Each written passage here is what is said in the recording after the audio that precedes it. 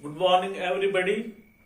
In our today's English literature class, let's begin from where we have left in our previous class in chapter number 18, the Martian Chronicles.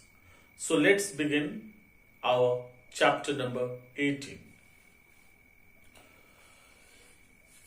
He came in a metal thing that glittered in the sun, she remembered. She closed her eyes to shape it again, remember it again. I dreamt there was the sky and something sparkled like a coin thrown into the air.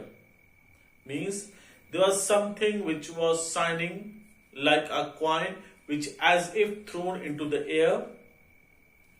And suddenly it grew large and fell down swiftly to land. It increases in size and as if it has fallen down.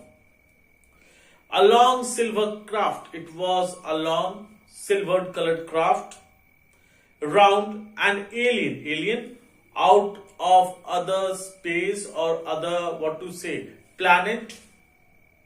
And a door opened inside of the silver object, and this tall man stepped out. The door of that object opened, and a tall, handsome man about whom Mrs. K was talking came out. If you worked harder, you wouldn't have these silly dreams. If you work in a proper way, you're not going to have these type of dreams, is said by Mr. K. I rather enjoyed it, she replied, laying back. I never suspected myself of such an imagination. Black hair, blue eyes, and white skin. What a strange man, and yet quite handsome. This was the physical description of that man as seen by Mrs. K. She said he was a strange man, but a wonderful and handsome person. Wistful thinking. He said, wistful thinking. You are unkind. I didn't think him up on purpose. He just came in my mind as I drowsed. Drowse means take a nap or go for a short period of sleep. It wasn't like a dream. It was so unexpected and different. He looked at me and he said, I have come from the third planet in my ship. My name is Nathaniel York.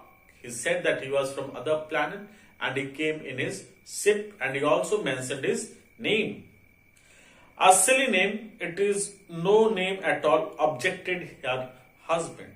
The husband said, Mr. K, that this is a silly name.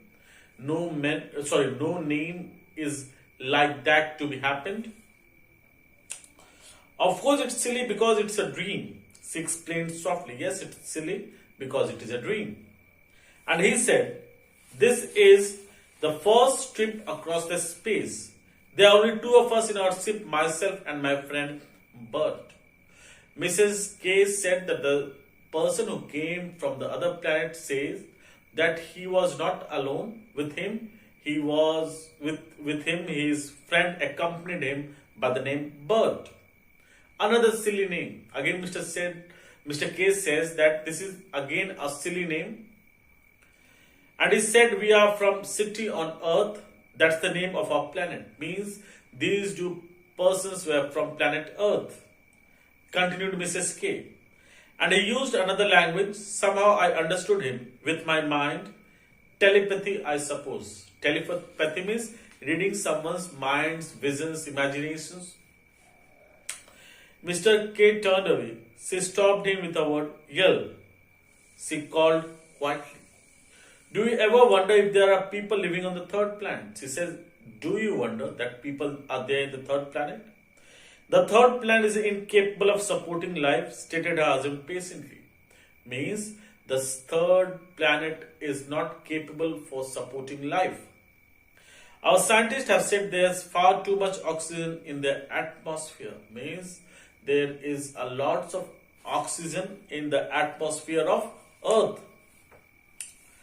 But wouldn't it be fascinating if there were people and they travel through space in some sort of ship? Mrs. K said it would be fascinating if there would be people and they would be traveling in certain sort of ship. Really, Yella, You know how I hate this emotional wailing.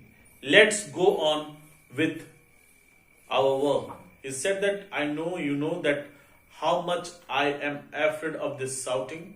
I don't want you to be indulged in this sort of things. Now you can go and do your work.